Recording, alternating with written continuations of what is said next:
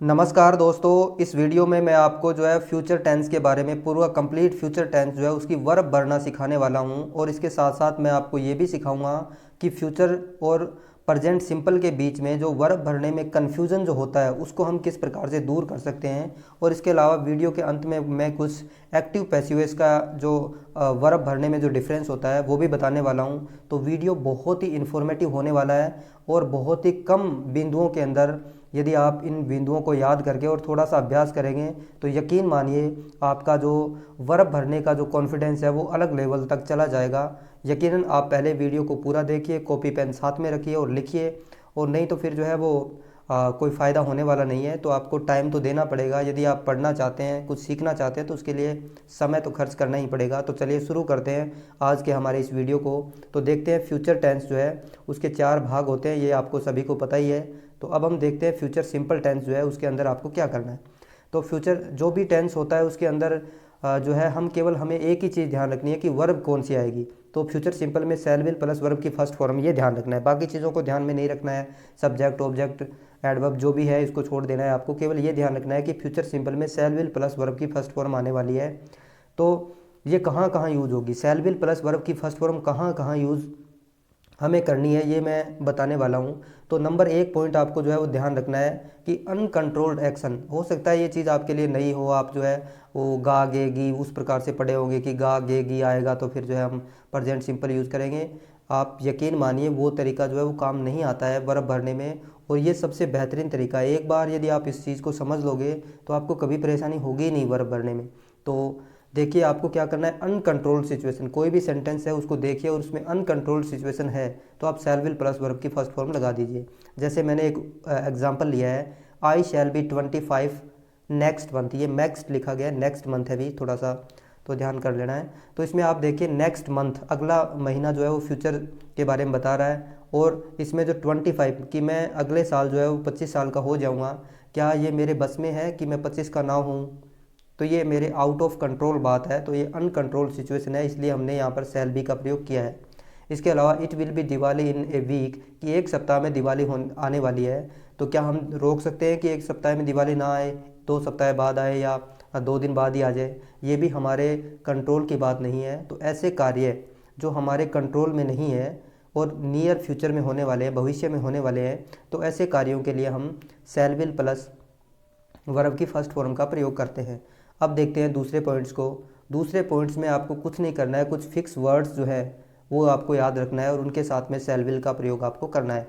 जैसे I think, consider, believe, suppose, expect, I am sure, probably, may be, perhaps. तो ये जो शब्द हैं ये आपको याद करना है, इनके बाद में subject plus shell will plus verb की फर्स्ट फॉर्म को लगाना है। तो ये पॉइंट जो है आप लिख सकते हैं। यदि आपको यकीन नहीं हो रहा है तो पहले आप इन पॉइंट्स को लिखिए और फिर आप जो है एक्सरसाइज करिए। यदि आपका पर्सन गलत हो तो फिर मुझे कमेंट बॉक्स में कमेंट कीजिए कि आपने जो है वो सही नहीं बताया है। ये तरीका बहुत ही कारगर है, इस तरीके से आप जो है वो बहुत आसानी से बहुत ही कम मेहनत के साथ वर्ब भरना सीख सकते हैं।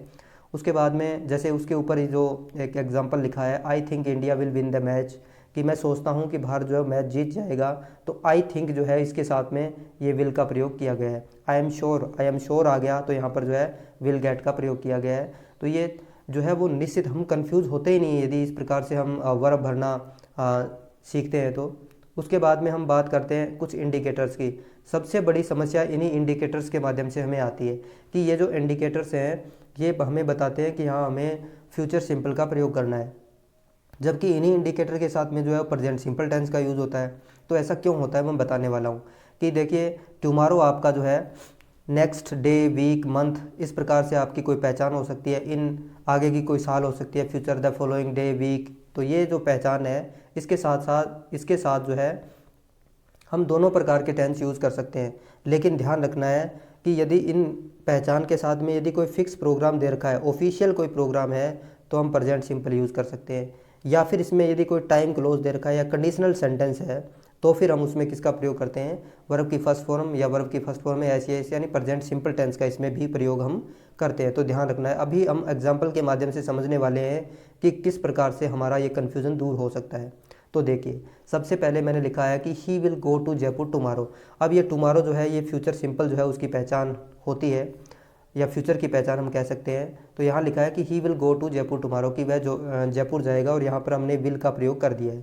इसी प्रकार से देखो यहाँ पर भी टुमारो आया है, जैसे ये टुमारो है, लेकिन इसके अंदर जो है यहाँ पर इज का प्रयोग कर रखा है। तो यहाँ पर प्रेजेंट सिंपल टेंस का प्रयोग क्यों हुआ है?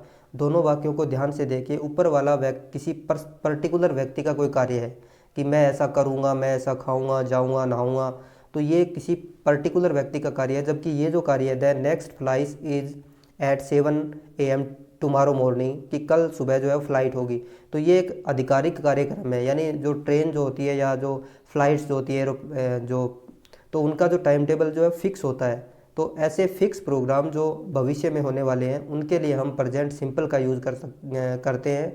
जबकि ऐसे वाक्य, ऐसे सेंटेंस जिनके अंदर किसी पर्टिकुलर व्यक्ति की कोई प्लानिंग हो सकती है या कोई उनका भविष्य में कोई होने वाली कोई योजना हो सकती है, तो उसके लिए हम जो है वो सिंपल फ्यूचर का ही प्रयोग करते हैं। दूसरा सेंटेंस देखिए, Mohan will write A novel, कि मोहन जो है वो नोवेल लिखेगा। तो ये मोहन जो है उसका पर्टिकुलर एक एक्शन है और जो भविष्य में होने वाला है। जबकि एक और तीसरा वाक्य देखिए, the prime minister visits Jaipur next month, कि प्राइम मिनिस्टर जो है वो अगले महीने जयपुर विजिट करेंगे। अब आप इस सेंटेंस को देखोगे तो करेंगे, गे, गा, गे, गी, और ये तो फ्यूचर आना चाहिए, जबकि इसमें विजिट्स लिखा हुआ है। तो ऐसा क्यों है?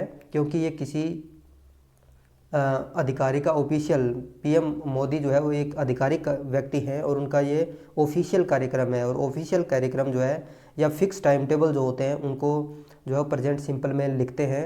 तो ये जो है आपका कन्फ्यूज़न दूर यहाँ हो सकता है।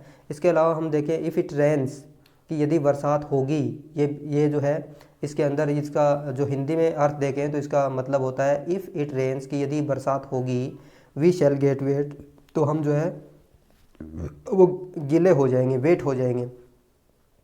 तो इसके अंदर ये कंडीशनल सेंटेंस है। इफ़ या वेदर से यदि शुरू होने वाले वाक्य होते हैं और दूसरी तरफ यदि शैल विल दे रखा है, तो एक तरफ हमें जो है प्रेजेंट सिंपल और दूसरी तरफ फ्यूचर सिंपल का यूज़ करना होता है। तो ध्यान रखना है, इफ़ वाली जो क्लोज होती है इसको हम क्लोज कैसे, दो वाक्य मान लीजिए आप, तो ये जो क्लोज है इसके अंदर आपको फ्यूचर प्रेजेंट सिंपल और अगले में फ्यूचर सिंपल का यूज़ आपको करना है।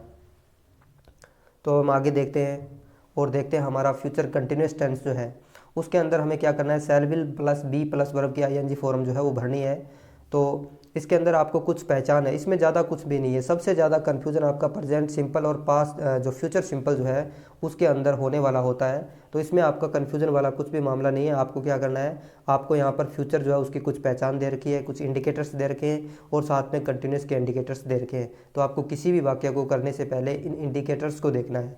जैसे इस वाक्य को देखिए आप, he will be singing a song at this time tomorrow. अब यहाँ पर टुमारो जो है फ्यूचर को दिखा रहा है, एट दिस टाइम ये जो है वो कंटिन्यूस को दिखा रहा है। दोनों चीज़ों को कंबाइन करिए आप जो है कि ये फ्यूचर हो गया और ये कंटिन्यूस हो गया। तो फ्यूचर कंटिन्यूस की आप भर दीजिए, विल बी सिंगिंग हो गया यहाँ पे। दिस टाइम जो है वो कंटिन्यूस को दिखा रहा है और टुमारो जो है वो किसको दिखा रहा है, फ्यूचर को दिखा रहा है। तो दिस टाइम यानी आपको जो है वर्ब भरनी आएगी, तो बिना इंडिकेटर आ ही नहीं सकती। नहीं तो बिना इंडिकेटर से यदि कोई सीधा वाक्य दे दिया तो उसमें तो किसी भी प्रकार की वर्ब जो है वो भरी जा सकती है। तो आपको कंफ्यूज होने की बिल्कुल भी ज़रूरत नहीं है। आप थोड़ा सा इन नियमों को लिखिए और फिर थोड़ा सा अभ्यास करिए। आप 10, 20, 30 सेंटेंस करिए तो आपको जो है वो यकीन हो जाएगा। तो ये आपको समझ में आ ही गया होगा। फ्यूचर परफेक्ट टेंस जो है उसमें shall will plus have plus V third का प्रयोग जो है वो किया जाता है। इसमें भी आपको इंडिकेटर्स ध्यान रखने हैं, ये 4-5 शब्द याद रखने हैं और उससे आपका काम जो है वो आसानी से चल जाएगा। इनके अलावा इसमें से कोई सेंटेंस आपके आने वाला नहीं है। By the end of this month, अब देखो एंड ऑफ दिस मंथ ये आपका जो है ये इंडिकेटर हो गया और इसमें हम किसका प्रयोग कर देंगे, इसमें हम शैल will plus have plus verb की थर्ड फॉर्म का प्रयोग कर देंगे। लेकिन यहाँ पर जो है बीन क्यों आया है, तो बीन यहाँ पर जो है ये हमारा जो सेंटेंस है ये पैसिव में है। हमें कैसे पता चले कि हमारा सेंटेंस पैसिव में है कि एक्टिव में है, तो इसके लिए सीधी सी पहचान यही है कि ये हमारा तो इंडिकेटर हो गया और इसमें हम सब्जेक्ट की बात करें तो ये हमारा सब्जेक्ट बना हुआ है द बिल्डिंग। अब आप इसमें एक्शन कंप्लीट करने का काम क्या बिल्डिंग ने किया है या किसी थर्ड पार्टी ने, किसी तीसरे व्यक्ति ने किया है। बिल्डिंग अपने आप तो कंप्लीट हुई नहीं है, उसको कंप्लीट करने वाले कुछ और लोग रहे होंगे। तो कहने का मतलब हमारा यहाँ पर जो हमारा जो सब्जेक्ट है वो कुछ भी नहीं कर रहा है। हमारा सब्जेक्ट जो है वो पैसिव है और पैसिव सब्जेक्ट है, तो इसलिए यहाँ पर पैसिव का जो स्ट्रक्चर काम आया है, क्योंकि पैसिव के स्ट्रक्चर में हैव के बाद में बीन लग जाता है। तो इसमें बिल्कुल भी कंफ्यूज होने की ज़रूरत नहीं है। यदि फिर भी समझ में नहीं आया तो आप मुझे कमेंट कर सकते हैं। इसके अलावा फ्यूचर परफेक्ट कंटिन्यूस टेंस जो है उसके अंदर आपको ज़्यादा मेहनत करने की ज़रूरत नहीं है। आपको फ्यूचर परफेक्ट जो है और कंटिन्यूस, फ्यूचर परफेक्ट कंटिन्यूस की जो पहचान है वो क्या है, by the end of the time, यानी कोई भी टाइम जो है हो सकता है, बाई टाइम हो सकता है और बाई देन हो सकता है। लेकिन ये जो है ध्यान रखना है कि देन जो है ये पास्ट कंटिन्यूस में यूज़ होता है। और उसके बाद में कंटिन्यूस की जो ये साथ में ये जो है वो कंटिन्यूस की जो पहचान आपको मिलेगी, और इसके साथ में फोर या सिंस आपको मिलेगा। फोर और सिंस प्लस टाइम जो है वो मिलने वाला है। यदि ये चीज़ें मिलती है तो आप उसमें निश्चित रूप से जो है प्रेजेंट परफेक्ट टेंस का, प्रेजेंट परफेक्ट कंटिन्यूस का यूज़ कर सकते हैं। जैसे by the end of this month, तो ये तो आपका जो है ये फ्यूचर परफेक्ट का पहचान होगी। और इसके साथ में जो है 4-5 ईयर जो है ये आपका कंटिन्यूस कह सकते हैं आप, इसको दिखा रहा है। ही विल बी वर्किंग, तो he will have been working जो है ये इसके अंदर वर्ब आ जाएगी। तो इसके साथ ही आज का हमारा ये वीडियो समाप्त होता है। मिलते हैं किसी नेक्स्ट वीडियो में। कमेंट करके ज़रूर बताएं कि वीडियो कैसा लगा। धन्यवाद।